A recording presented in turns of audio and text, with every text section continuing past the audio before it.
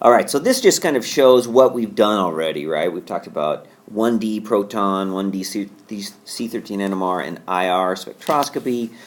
We'll talk about UV vis spectroscopy today, and then we have our exam. And then the next thing we'll talk about after that is mass spectrometry. And then after we've done mass spectrometry for a couple of weeks, then we'll go back and start talking about NMR again. Two-dimensional? Yes. Yeah. All right, so just as a little bit, mostly review of all of this, the spectroscopic methods and what I think we introduced the very first day. We know that the energy of the electromagnetic radiation is proportional to the frequency and inversely proportional to the wavelength, right?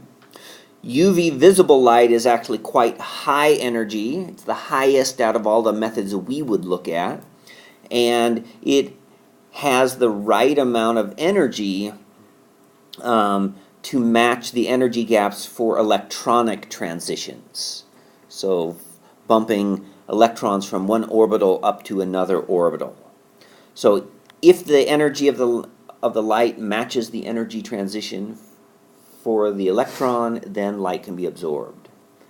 There's a limitation, though, is that within the energy range of ultraviolet and visible light, we need to have conjugated pi systems, pi bonds, in order to have the right energy gap. Okay?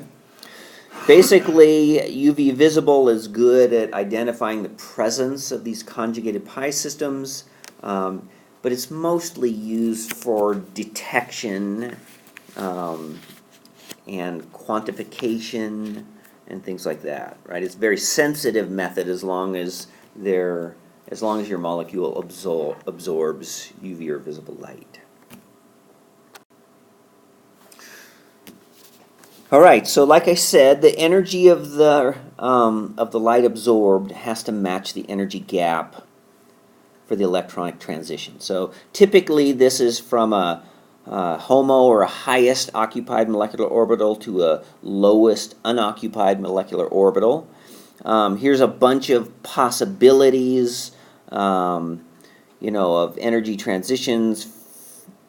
And it turns out that the only ones out of all of these that are shown that are within the energy range of the UV visible are these two down here. The N to pi star, so N is the non-bonding, to pi star, or the pi to pi star transitions.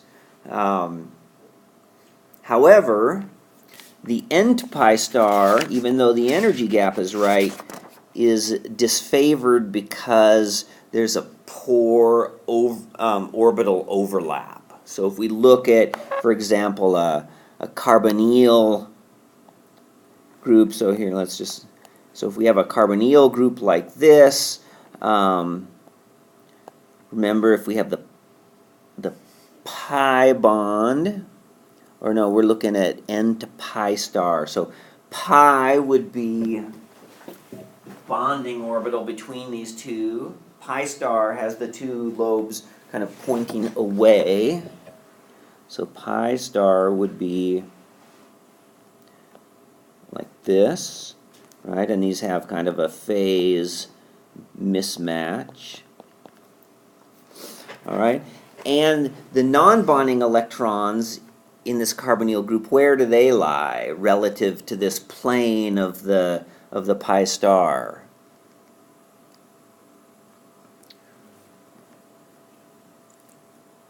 So do you guys remember this molecular orbitals?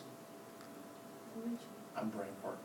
Okay, so remember that if we have something like just a pi bond, okay, we're going to have what's called if we have this, and we're just looking at the pi bond, right? So we have one that, if we show the phases of these p orbitals, where the phases are matched, and so these create what we call the bonding orbital. And we call it the pi orbital. Right? And so that would be this orbital right here. Okay, for a simple pi bond, we have another. So what we're doing is we're taking the atomic orbitals, the p orbitals, and we're mixing them together to form molecular orbitals, right? And molecular orbitals are orbitals that cover more than one atom. All right? And so we have the pi orbital, and then we have what's called the pi star. So we just have the different orientations here. So if this one has the phase this way, this has a phase mismatch, and so there's a node between the two atoms, and the node is where there's zero probability of finding the electron. And you can think about this, so this is called the antibonding orbital, or it's called pi star. Okay, and usually in stable molecules we don't have any electrons in the antibonding orbitals. Okay, but it is an empty orbital that if we're going to shine light on the molecule, that's a place where an electron could go, right? If we're going to excite it to a, to an excited state. Okay? So right here, so this would be, in blue, would be the pi star. So the pi is usually where the electrons are, right? So in pi, we'd have 2 electrons here, and so we possibly could shine light on this and elevate one of those electrons from the pi right here up to the pi star. Okay, so that's one possibility. The other possibility is to go from this non-bonding orbital, right, so N to pi star, and notice that it's actually a lower energy transition, so it requires less energy to do this. But the problem is that if we have a pi bond, right, so what's the hybridization of the oxygen in a carbonyl functional group? Right, so we have sp2, right? So we have the pi bond from the and we have the sp2 hybridized orbitals, right? So we're going to have, I was going to make this a different color. We have 2 sp2 hybridized orbitals, and this is where the non-bonding electrons go. All right? But to bump an electron from this non-bonding orbital into this pi star, notice that these 2 orbitals are perpendicular to pi star, right? So they're at 90 degrees. And so that is a system where there's very poor overlap of the orbitals. And so this is actually what they call a forbidden transition. Okay, which is a little extreme, I think. You can see some absorption, but not very much. So this, even though the energy gap is correct, because of the poor orbital overlap, it's a very weak absorption. Okay, so we don't see that very much. We mostly will see this pi to pi star absorption. All right? Now, if we look at the energy gaps for different pi bonds, and we look, oh, I made that too narrow, that should go over there. The pi to pi star energy gaps and what wavelength of light would be absorbed, we notice that these wavelengths are very short, okay? And in fact, if we have wavelengths that are below 200 nanometers, that is outside the range of the normal UV visible spectrometer. Okay, so the energy gap, so remember, the shorter the wavelength, the higher the energy.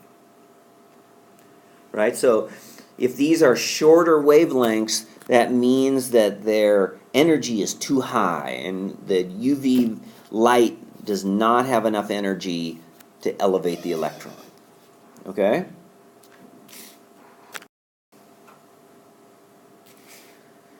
However, if we add additional bond, a conjugated bond, so if we start here with ethene, right, that's this one here, we see it's at, the absorption would be at 171, but if we make 1,3-butadiene, all right, we have now more molecular orbitals, and this HOMO, this would be the highest occupied molecular orbital here,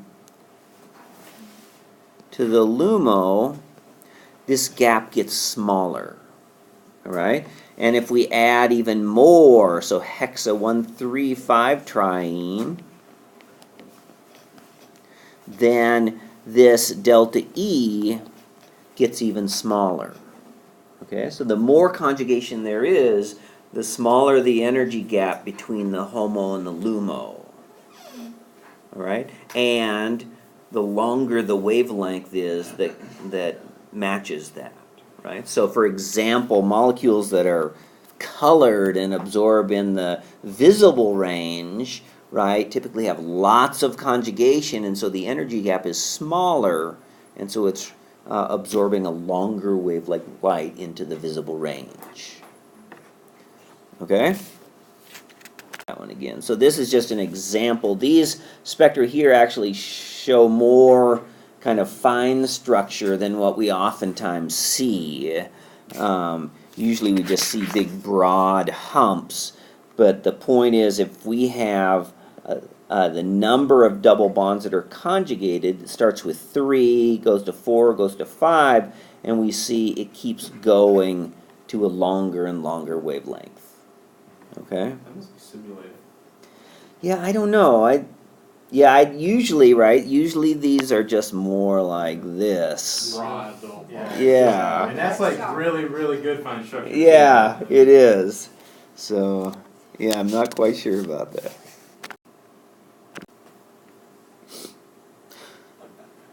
Okay, so what does the spectrum usually look like, right? Usually there are much broader peaks. Okay, so we don't see a lot of fine structure. So what we see is on the x-axis we have wavelength, okay, and on the y-axis we have absorbance. So this is the opposite of the relative transmittance that we saw in infrared spectroscopy, right? So now we're seeing active absorbance. So if there's zero absorbance, then you should see the signal should be near the baseline, right? And as light is absorbed, then we see these positive signals. So we would measure some value over here for the amount of absorbance. Okay? So what we typically report for UV visible data is that we would report the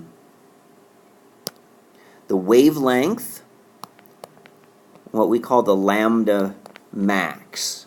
Okay, so that is the high point for each of these peaks.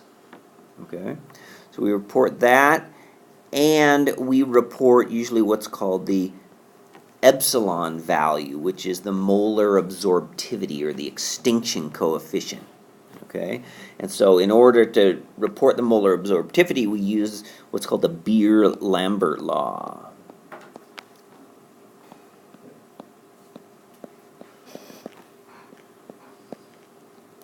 Okay, and that says, and there's various letters that you can use for this sometimes, but it says that the absorbance equals epsilon I'm going to use B times C.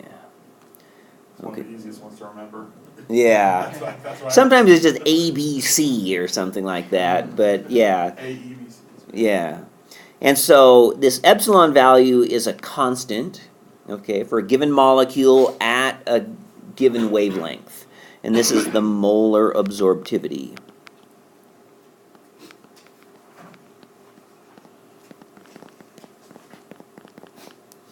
Okay, B is the path length.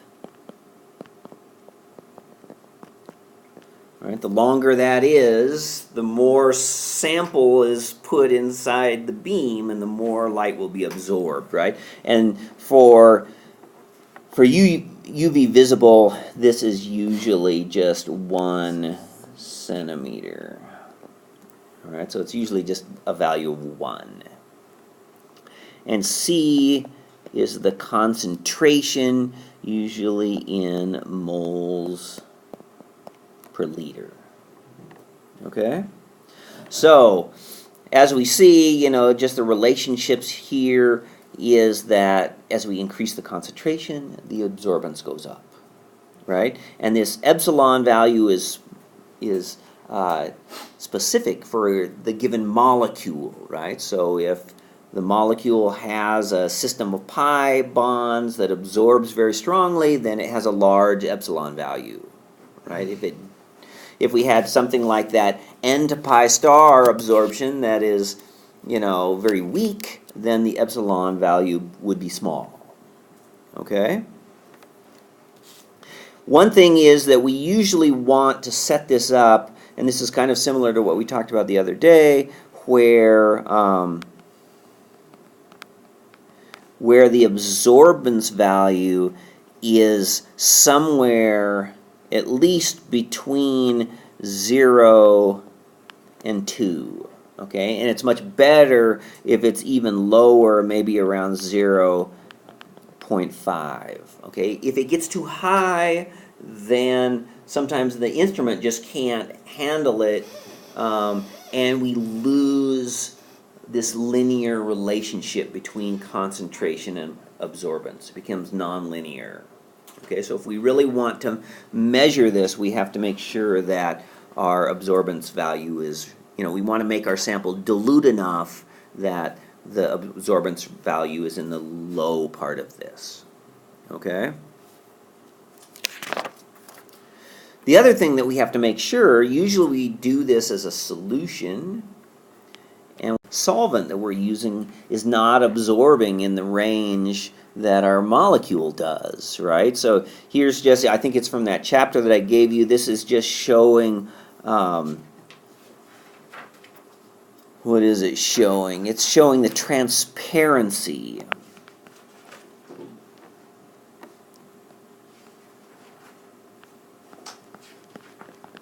of the different solvents. So these are showing the ranges in which you could use them for UV visible. So notice the danger point, right, is down here, right, or down here or here. This is where the solvent starts to absorb light, okay? And so you couldn't even methanol, getting down to 205 or something like that. So if you go below that, then the solvent will start to absorb and cause This, I'm just curious because we mentioned the methanol and chloroform. Mm-hmm. There's not really, at least observable conjugation. So I was just curious if it's just. Yeah, that's is the energy just high enough, or that would explain chloroform that well then. yeah, I don't know exactly the answer to that. Yeah, that's a good question. Maybe I should look that up. It's, what they usually call is kind of like end absorbance. But yeah, most of these, like hexane doesn't have any conjugation. So yeah, let me see if I can Resonance maybe? look that up. Well, these don't I'll really leave it have at any resonance. The only one that has any pi bonds in, is mostly acetonitrile at the Yeah, top, and yeah. that has the widest range. Yeah. Maybe hexanes just stack on top of each other, maybe. Kind of like a lipid. Yeah, so I don't know why that causes absorption though. Yeah, so that's a good question. I was just curious. Yeah, I guess I should have asked myself that question before. I was just curious Yeah. because I was having I'm having issues with the acetonitrile on one sample. I was like, could I use dichloromethane instead maybe? But then I'm like, oh well. Right. Yeah, yeah. So usually on the bottle, well, for one thing, you buy, different kind of quality That's levels true too. of solvents, right? And so if you're doing UV visible absorption, you want to have like the UV level, because there can be other, a lot of times you may not need a super pure solvent, but it may have impurities that would absorb UV light. Yeah. Right, so it's fine for almost everything else you do, but if you're going to run a UV visible spectrum, that solvent may not be, pure enough. All right, so here's just a little bit of UV visible language. All right, so the chromophore is essentially a combination of atoms and bonds that absorbs UV visible light. Okay, so this is a combination of atoms and bonds that absorb light. All right, so this could be our diene or something like that. That's the chromophore. Okay, so an oxychrome is a group that has non-bonding electrons that's attached to the chromophore that can affect both the lambda max and the molar absorptivity. Okay, so this is a group bearing non-bonding electrons that affects the lambda max, and the epsilon value. All right. Okay, we can have a bathochromic shift. This is a shift to a longer wavelength.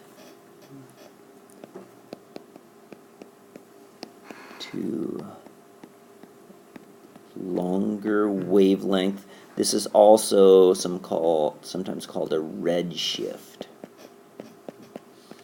because red is a long wavelength. It's always easy to remember. Yeah. Yeah, redshift. Okay, the hypsochromic shift is just the opposite.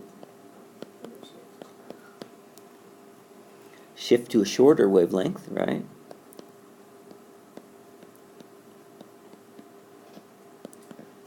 And this is referred to as, I should change this, a blue shift. I'm gonna call it a violet shift or something. Yeah. Like to go into the ultraviolet, like the matte range. They Yeah, call it but then blue the shift. visible, it's But ultraviolet is Oh, longer, right? That's or- even I was past, thinking that's a different red colors. shift, right? Yeah. Wait. Yeah. But yeah, ultraviolet. Yeah, you're right.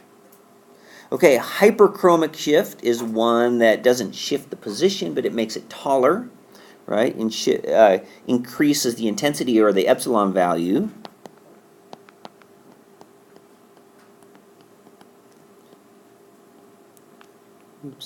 Epsilon. And hypochromic decreases the epsilon. Okay, makes it less intense.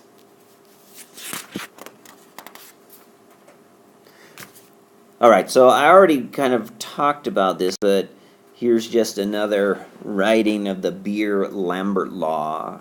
And so basically what this allows us to do, so if you had a, if you had new compound, you synthesized it or you isolated it or something like that, and you were going to report the UV visible data, then what you would do is you would report, like we said, the lambda max, and you'd have to calculate that epsilon value, right? So what it means is that you would set it up so epsilon equals A over CL, right? So we would measure a specific concentration, so we would know the concentration, we know the path length, we measure the absorbance, and from that we calculate the epsilon value. Okay, so if this is for, we report that as well. So this would be for a new compound or a compound that you don't know what the epsilon value is. All right. So it allows you to calculate the epsilon for a given absorbance. And so if there's more than one lambda max, you have to calculate this value for each one. Okay? If you know the epsilon value of a molecule, then for a given absorbance, you can calculate the concentration.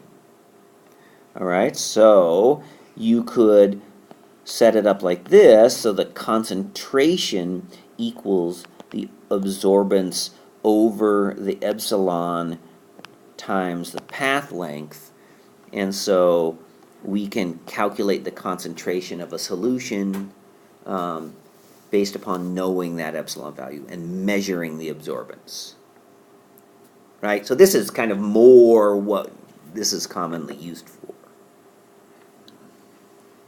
All right, so how do we know for a certain type of molecule where the lambda max values might be, right? How long of a wavelength are they going to absorb? And so there are a series of rules. These are kind of like the rules that we just briefly talked about for calculating like chemical shifts for NMR. These are called the Woodward-Fieser rules, and they allow us to predict the lambda max values for, there's several sets of rules. This one would be for polyenes. Okay, so we're going to go through and do this. So what you start out with is what they call the core chromophore. And so it's going to be a diene in this case.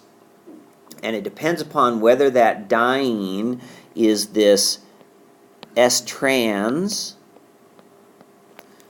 okay, or what we call S-cis, right? You guys familiar with that terminology? All right, if it's S-trans, then we start with a base chromophore of 215 nanometers, but if we have an S-cis, we start with 260 nanometers, okay? And then what we do is we add on different increments for different groups that are substituted onto that core chromophore.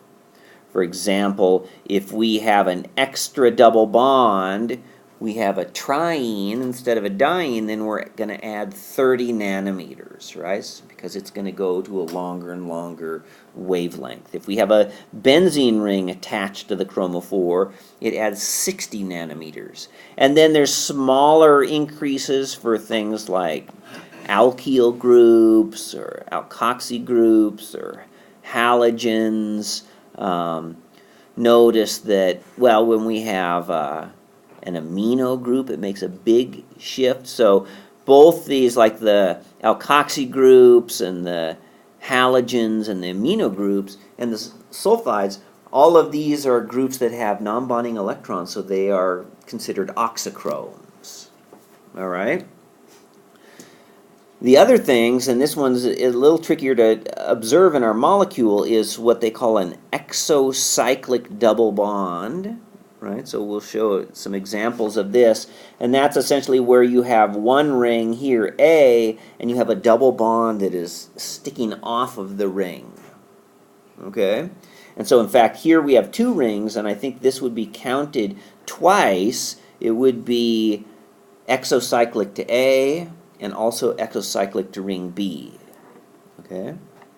And I don't know that there's any kind of theoretical background here. It's simply empirical, right? It's trying to match the actual experimental data. Okay, for dienes, it doesn't matter that much what the solvent is. If we have a more polarized or polar chromophore, then solvent effects will be more important. Okay? So these also have to be in conjugation, right? So if you have like a piperazine, like the nitrogen on. So in a ring, Right. so those would start out with their own, they'd have their own set of rules. Right. What I'm saying is, if it was like you have conjugation to one nitrogen, but since it's 2 bonds away, you would have conjugation to the other nitrogen. Well, I think this conjugation is usually something that's attached to the chromophore, not part of the chromophore, Right. right? And it can't be separated from the chromophore by sp3 hybridized carbons or atoms, right? It has to be in conjugation. Right. Yeah. Does that? Yeah, that's. Okay, so here's kind of the basic thing, and we'll calculate one of these. We're going to calculate this. We have the base, and then we add these different substituent contributions. Okay? All right, so here's an example. All right, when you look back and in the chapter, it'll be like this way. A lot of the molecules have essentially this kind of general structure, and they might have another ring over here. You know, maybe this doesn't have any conjugation like this, and they're all like steroids. And this was kind of the popular molecule type when they were coming up with these rules. All right, so what we need to do is look for, even though we have, so how many double bonds do we have in conjugation? So 3. At least 4. 4, right? So we have, you know, alternating here, here, here, and then around up to here. Yeah, I see it now. Yeah. I didn't see it. Yeah, so we got 4 conjugated double bonds. So what we need to do is find the core diene. We're going to start with a diene that would absorb at the longest wavelength. Okay, so if we look back on that table, right, for a core chromophore, if we have an S-cis diene, that absorbs at a longer wavelength. So do we have one of those? Looks like it. Yeah, right here in the middle, right? So this part right here would be our core chromophore.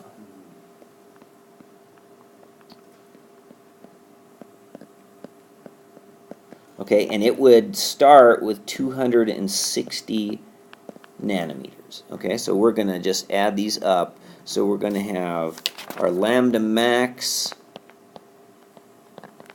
equals 260, right? And then what else do we need to add? Look at that table, and let's pick out different contributions. Oh, you don't have?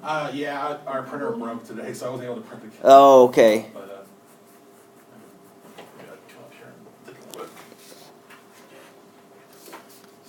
You guys have it, right? Yeah, the table. Let's have a look at it. Sorry. That's fine. All right, so what else do we add? We have 2 pi conjugation. Right, 2 additional pi bonds are conjugated, right?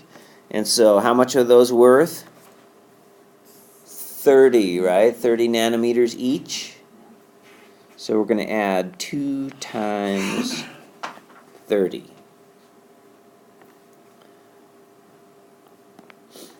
All right, so that gives us the whole chromophore. Then we need to add increments for different substituents. All right, so for example, we have, that's not really an acyl group.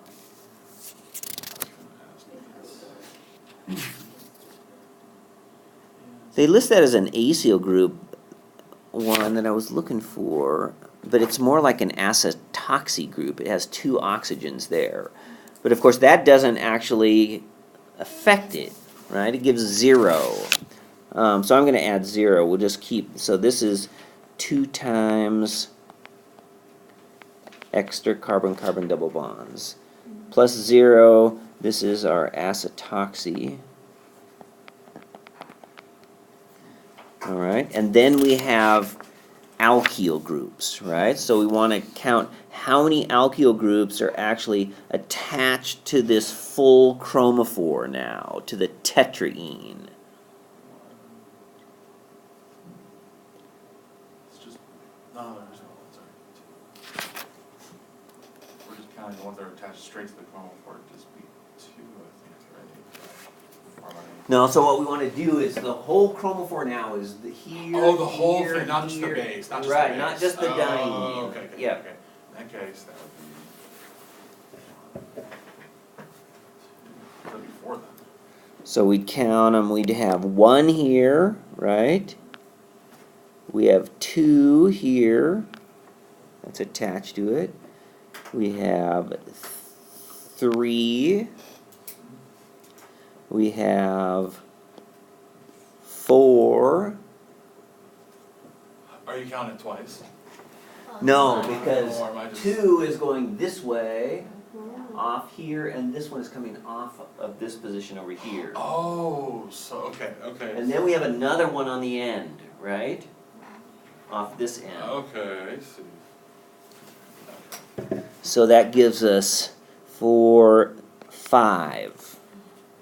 Okay, so we actually have 5 alkyl groups. Each of those are worth 5. Okay, plus 5 times 5, and this is for 5 alkyl. Okay? Then, the last thing, we don't have any of these other groups attached. The last thing we have to look for is these exocyclic double bonds. And so they're going to be double bonds that we can look for any ring, and they have to be kind of pointing off of a ring. So, do you see any exocyclic double bonds? 1, 2, 3. Yeah, probably 3, right? So this would be an exocyclic double bond because it is, here's a ring and this is exocyclic to this first ring. Oh, okay, I think I see it now. Okay? Then this one would be exocyclic as well to this ring up here, right? And then this one would be exocyclic to this ring, right? So we have 3 exocyclic double bonds. So there's 1, here's 1, and here's 1. So plus 3 times, and those are each worth 5.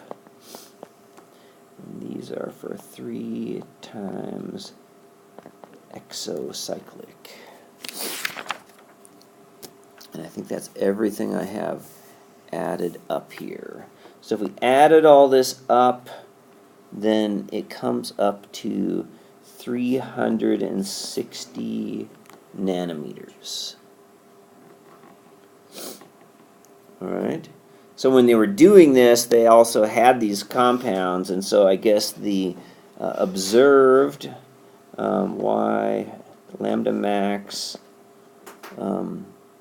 observed equals 355. So that was the experiment. So it actually came pretty close. Okay? All right, so this is how we would do just dienes. Okay? And, huh? So for the 3 times plus the 3 extra. Yeah. So that one is not in the table in this. Yeah, I think it's below the line. Okay. Oh, the the X mode. See, it has a little, Double bond. the little drawing of the, Okay, I got it. okay, find it. Okay. Yeah, and here down at the bottom, this is what we did. It says when a homoannular cyclohexadiene chromophore, so this is this S-cis, is included, then it should start with 260, like we did. Next slide just shows, this is probably from our chapter that I passed out, but some different examples. Some of those are, I wonder how they, look at this one. Oh, look at the one on the right, that's the one that I had, essentially, the Chrome 4. But this other one, notice that you don't really have a single, system, it's kind of like a cross conjugated. So it looks like what they did is they calculated starting from either this one starting at 260, and what did they add? 15 and 15.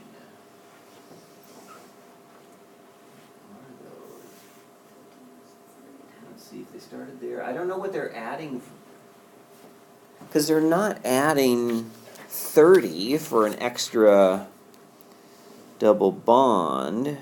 1,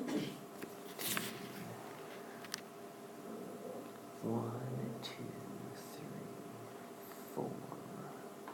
I don't know what they did on that one. But they started with 2 different ones.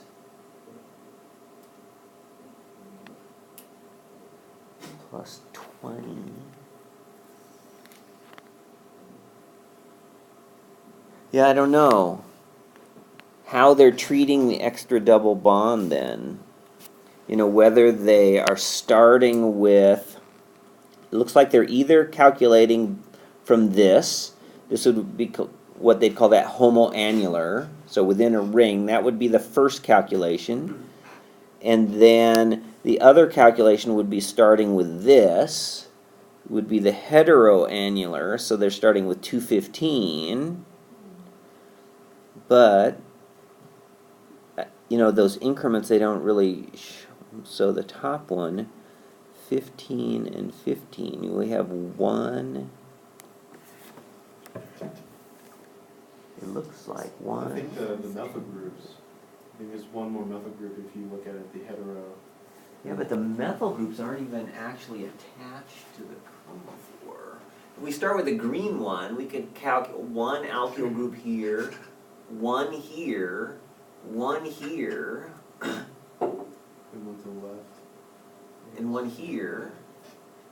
And then I don't know how they're adding this. Sure.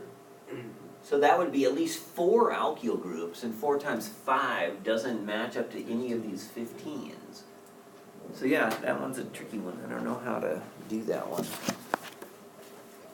But the other ones should fit. And then, but there's some other kind of homoannular dienes here, and they're just showing some changes in those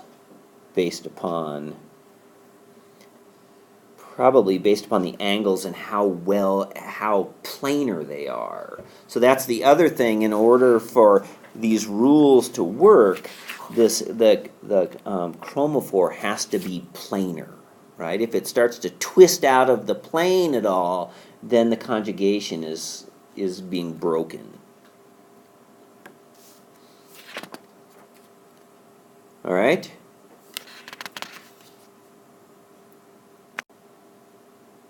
All right, so there's another table for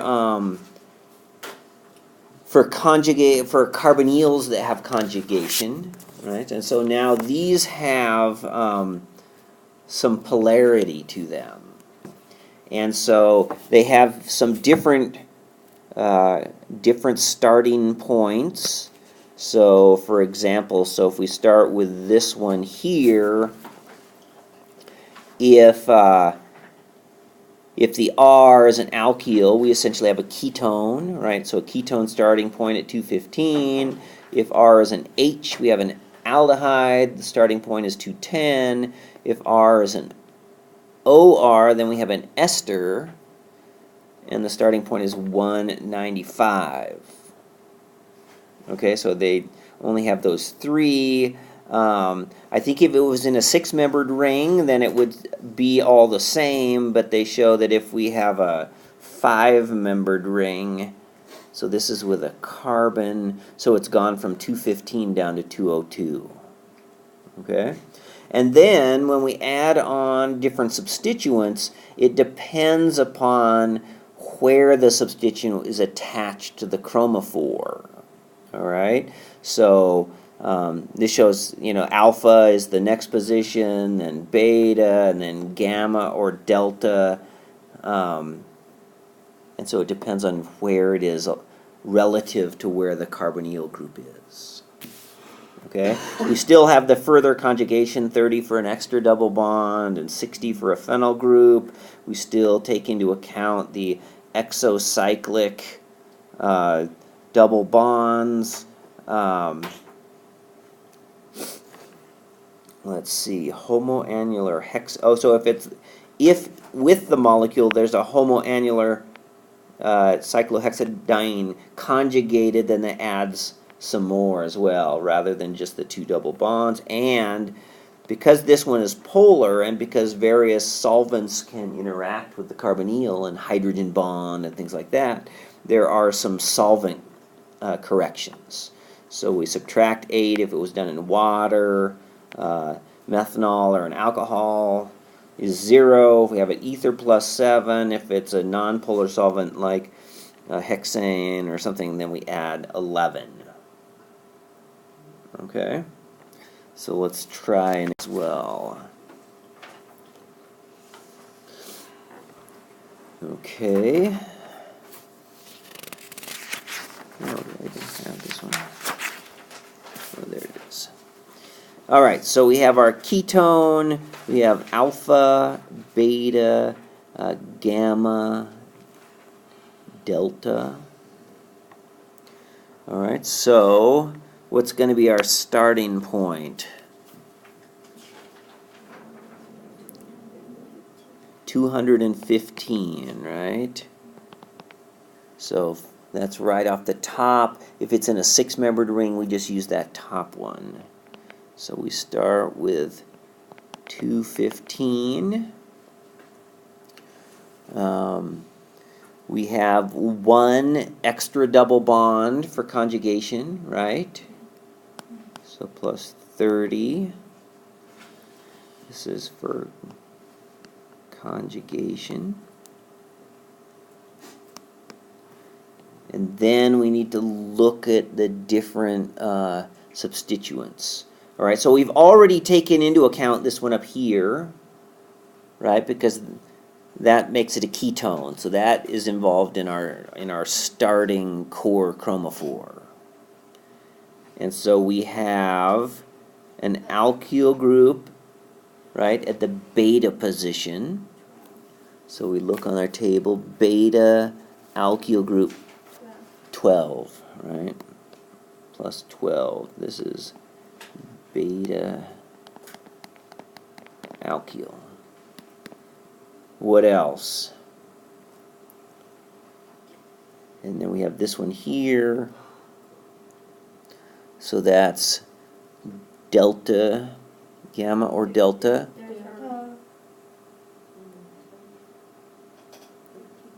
18, right? Plus 18. This is for our delta alkyl. All right, and I didn't say what solvent it was in, so we'll just assume that it's in methanol or ethanol. Okay, so if we add these up, we come up to 280 nanometers And at least what the paper or the chapter said, the observed lambda max was at 284. So they're just showing that they can get pretty close. Huh? The run, the echo cycle. Oh, the exocyclic. Good question. It sure seems like it, doesn't it? So it would be this one, right? Is exocyclic. So let's add that on too and see where we... I think it'd be two exocyclic. 5 years. It'd be that one, then the carbonyl. I don't think the carbonyl can be... I think we're already... a carbonyl has to be exocyclic. Right. Well, it doesn't have to be in a ring, I guess. But I don't think that we include the carbonyl. But yeah, it seems like we should add another 5. And in fact, plus 5. That makes it even better, doesn't it? 285. This is for the exo. Good job. Exocyclic. Alright, so now we're only 1 nanometer off.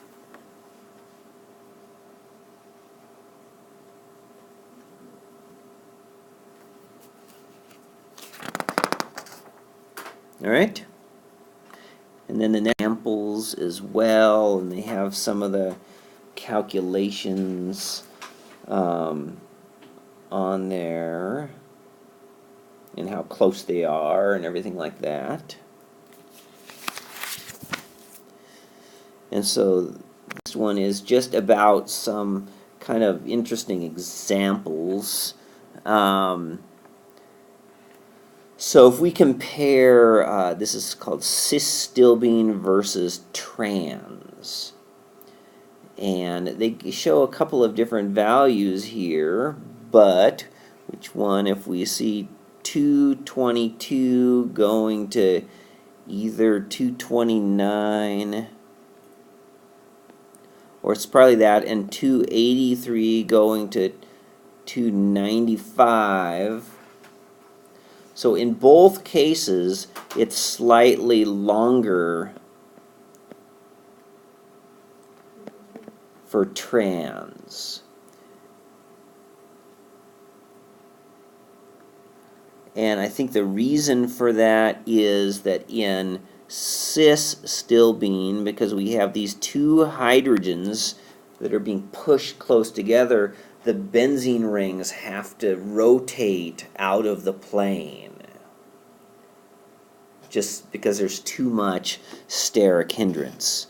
Okay, so this rotates here. So this is the point that I was making before, is that the chromophore must be planar. Alright. So another example, I didn't write it on here, but I looked it up, is if we have this molecule. Here, let's look. Let's see. I guess I can do that now. This with this dimethyl-aniline. Okay, this absorbs at 251 nanometers, and the epsilon, if I could actually read this, it looks like it was 15,500. But if we make a small change to this structure and put a methyl group on the ring, okay, then the lambda max is at 248. Doesn't seem like that much, but it's a little bit shorter. But the epsilon goes all the way down to 6,360. And the reason, again, is because with these methyl group on the ring and on the nitrogen, yeah, so the amine has to rotate a little bit out of the plane. Right? And so in both of these cases, though, remember that what would have to happen here is that, here if we draw this from the side, for conjugation to take place, this nitrogen would have to hybridize sp2 like this with a non-bonding pair of electrons in a p orbital instead of being sp3. There. All right. But if we put that methyl group on the ring, then it can no longer be planar. We see a shift to a slightly shorter wavelength, and the epsilon value gets much smaller. All right, one of the places where we can actually get some kind of structural information has to do with acid-base chemistry. Okay, so if we have a phenol, then the phenol absorbs at about 210 nanometers. But if we treat this with base and we deprotonate it, now that phenoxide can donate much more electron density into the ring, and it shifts up to 235 nanometers. Right, so if you think you could have a phenol, you could just change the pH of the solution and rerun the UV visible spectrum. And if you see this kind of, what is it? It's a red shift, right? Bathochromic shift. Then that is consistent with the presence of the phenol. If we have an aniline, then it absorbs it, if it's neutral, at 230 nanometers, but if we lower the pH, we can protonate the amine, and what do you think there? Is that going to shift to a longer or shorter wavelength? Shorter, right? Because we're taking that non-bonding electron out of the conjugation, right? We're shortening the conjugation. So this goes to 203 nanometers. And this is, you know, having nitrogens and things in the ring, this is essentially how a lot of indicators work, right? So, you know, they're acid-base sensitive. So you protonate one, it either shortens or lengthens conjugation, and the indicator changes color.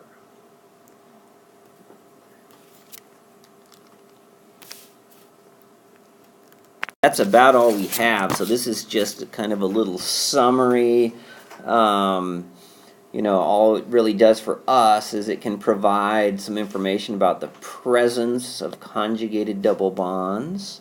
It doesn't really give us a lot of structural information unless we can see differences in absorption at different pHs. It tells us that there's some kind of acidic or basic group attached to the chromophore. Though it's routinely used for detection, right? It's oftentimes used in chromatography, high performance liquid chromatography, or we even use UV absorption, oftentimes just with TLC plates or something like that. We shine a UV light on it if we have a UV indicator in the TLC plate. It's oftentimes used for kinetics. For example, Dr. Henge's group, when they do kinetics, you know, they do these phosphates, you know, and they have these para-nitrophenol groups, and when these get substituted, if this comes off, it gives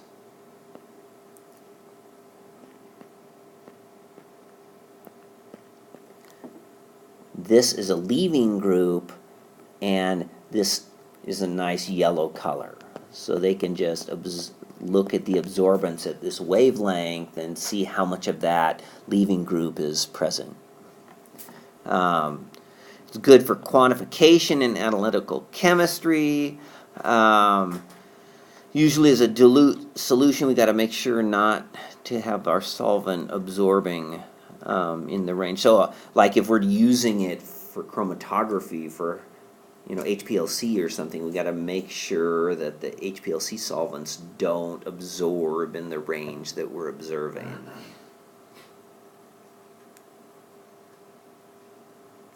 All right, so that's just our really brief rundown on UV visible spectroscopy.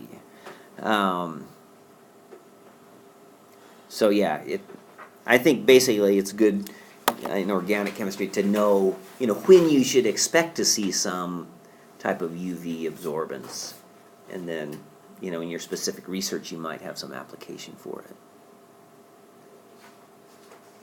We tend to use metal ligand kind of Oh, right. stuff. Mhm.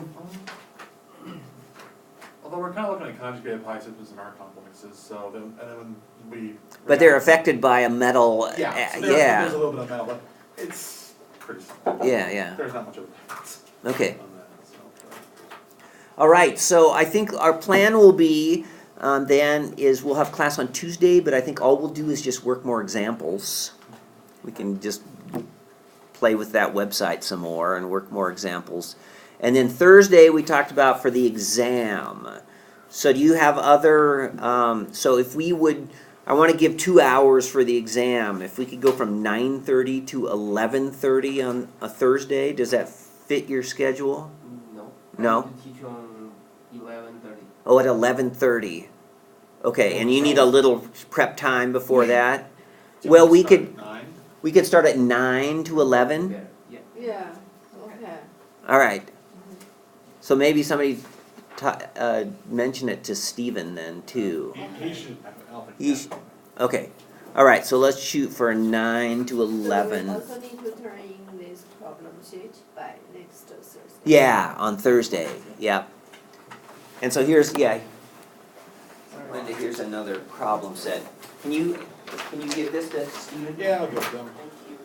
And then I'll have those other two all graded and passed back to you on Tuesday, so you have that feedback Okay. as well. And I will work on getting all those videos up. Okay, okay. So if you want to go back, I've gotten lazy on those Okay, things. thank you. Yep.